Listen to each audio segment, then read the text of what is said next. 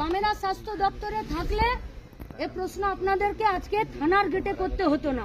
দেখতেন যদি এই অভিযোগ আসতো, পশ্চিমবঙ্গে যদি বামেদের স্বাস্থ্য দপ্তর থাকতো, লাল ঝান্ডার স্বাস্থ্য দপ্তর থাকতো, তাহলে কবে কে কোথায় সাসপেন্ড হয়ে যেত আর কবে কে শাস্তি পেয়ে যেত। যেহেতু এটা তৃণমূল কংগ্রেসের স্বাস্থ্য দপ্তর চলছে, যেহেতু এটা বিজেপির ছাতার তলায় তৃণমূলের স্বাস্থ্য দপ্তর চলছে, তাই আজকে এই আন্দোলন রাস্তায় নামতে হয়েছে। আর দীর্ঘদিন অভিযোগ থাকা সত্ত্বেও কোনো পাতা উল্টে দেখেনি। নইলে ওই সন্দীপ ঘোষটা জামিন পেয়ে যায়, নইলে ওই সন্দীপ ঘোষটার প্রাইজ পোস্টিং হয়, নইলে ওই সন্দীপ ঘোষটা যে মর্গে ডেড বডি বেচে দেয় আর তার সঙ্গে সহবাস করিয়ে পর্ন ভিডিও বাজারে বিক্রি করে, তাকে মাথায় নিয়ে নাচে রাজ্যের স্বাস্থ্যমন্ত্রী? নাচে না।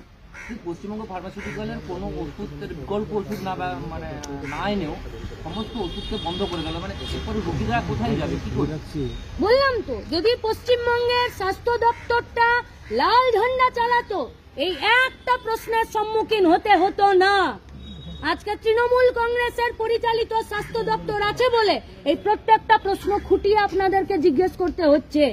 জিজ্ঞেস করুন পুলিশকে, স্বাস্থ্য দপ্তরকে, আরজি করে পাথরতা যে ডাক্তার, সেখানকার ছাত্রী, কেন তার ডেড বডিটা এরা নিজেদের দায়িত্বে নিয়ে গিয়ে পুড়িয়ে দিল, নিজের মা বাপকে না দেখতে দিল? তাহলে শুধু ওষুধ কোম্পানি নয়, এখানেও একই জিনিস। শুধু স্বাস্থ্য দপ্তর নয়, স্বাস্থ্য দপ্তরকে এরা বড় ছাতা নিয়ে তার দুর্নীতিকে এরা ঢেকে রাখছে রাজ্যের পুলিশ প্রশাসন।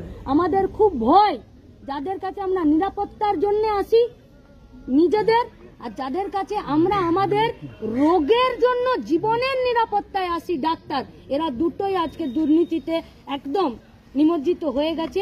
রাজ্যের মানুষের ভবিষ্যৎ খুব খুব খুব সংকটে আছে।